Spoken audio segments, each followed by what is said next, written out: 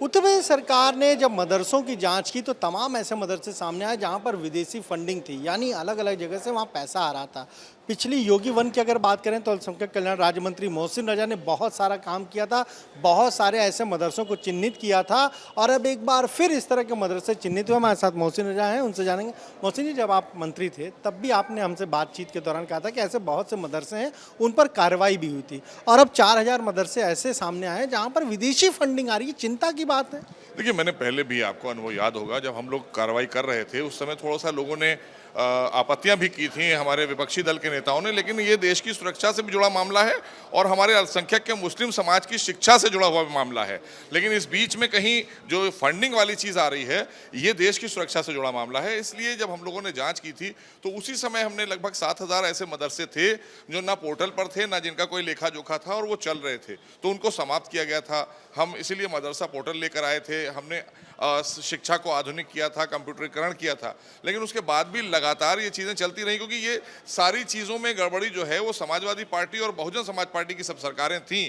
तो उस समय अपने लोगों को कहीं ना कहीं लाभ पहुंचाने के लिए इस तरह की चीज़ों को छूट दी गई थी इनके ज़रिए, लेकिन वो छूट कहीं ना कहीं देश और प्रदेश के लोगों के लिए, देश के लिए ख़तरनाक हुई। और उसके तहत तमाम जगहों पर जो फंडिंग हो रही है, तो वो फंडिंग का क्या स्रोत है, किस लिए लिए जा रहे पैसे हैं, क्योंकि मदरसों में जो आधुनिकीकरण का काम था वो तो योगी सरकार ने कर दिया। एक हाथ में कुरान, एक हाथ में कंप्यूटर की बात अगर हम करें तो उसको धरातल पर उतारने का काम आदरणीय मोदी सरकार ने किया है। तो हमने तो बेहतरी के लिए काम किया है, लेकिन कौन लोग हैं जिन्होंने तुष्टीकरण जब कर रहे थे और आज जिस तरह से फंडिंग की बात आई है निकलकर, तो ये जांच का विषय इसलिए है कि हमें अपने देश के नागरिकों की सुरक्षा की भी ज़रूरत है। सुरक्षा में हमारे वो मदरसे में पढ़ने वाले बच्चे भी आते हैं और आप सब भी आते हैं, तो आखिर इसको आड़ में कहीं कोई दूसरा खेल ना हो जाए, इसलिए। और उनका शिक्षा का स्तर कैसे बेहतर किया जाए, उनको कैसे डॉक्टर इंजीनियर बनाया जाए, IAS IPS बनाया जाए, क्योंकि मदरसा एक मजहबी शिक्षा के लिए जाना जाता है, वो सामाजिक शिक्षा के लिए नहीं जाना जाता है। बॉर्डर से सटे ज्यादातर मदरसे सामने आए हैं। हाँ, बिल्कुल भी जो बांग्लादेश के बॉर्डर से या आपके नेपाल बॉर्डर से जुड़े हुए मदरसे हैं, उसको लेकर बिल्कुल सही है। ये हमारे पास भी इंटरनल रिपोर्ट है और हमारी एजेंसियों के पास भी है।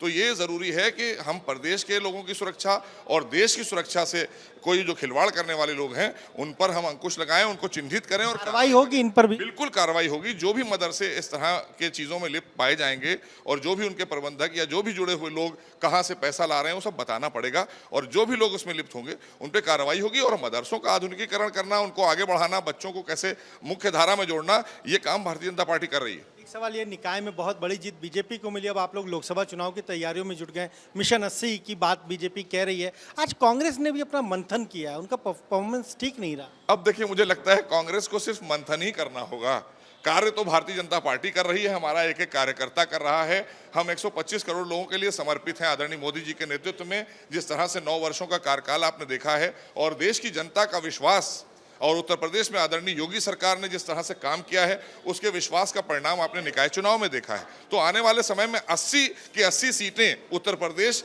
भारतीय जनता पार्टी को देगा। आदरणीय मोदी जी को तीसरी बार देश का प्रधानमंत्री बनाएगा। ये विपक्ष कह रहा बीजेपी केवल चुनाव के मोड में रहती है। हाँ, चुनाव के मोड में नहीं रहती है, देश हित के मोड में रहती है, देश की सुरक्षा के हित में मोड में रहती है, लोगों की कैसे कल्याण हो उसके मोड में रहती है।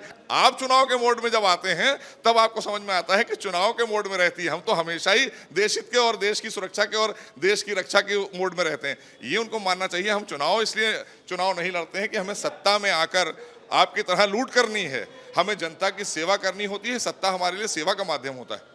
तो ये आपने सुना, क्या कहना है बीजेपी MLC और पूर्व अल्पसंख्यक कल्याण विभाग के मंत्री मोहसिन रजा का। साफ तौर पर कह रहे हैं कि इस तरह के तमाम मदरसे हैं जो बॉर्डर जो हैं वहाँ जो मदरसे हैं उनमें ज़रूर ऐसी फंडिंग की बात सामने आई है और ऐसे मदरसों के खिलाफ जो है वो कार्रवाई सरकार करेगी। पहले भी कार्रवाई हुई है, फिर सरकार करेगी। और साथ ही साथ कांग्रेस की बैठक पर उनका कहना है कि कांग्रेस के पास अब मंथन करने के अलावा कुछ और नहीं बचा है। कैमरा जीतन के साथ अनवर शुक्ला, ABP गंगा, लखनऊ।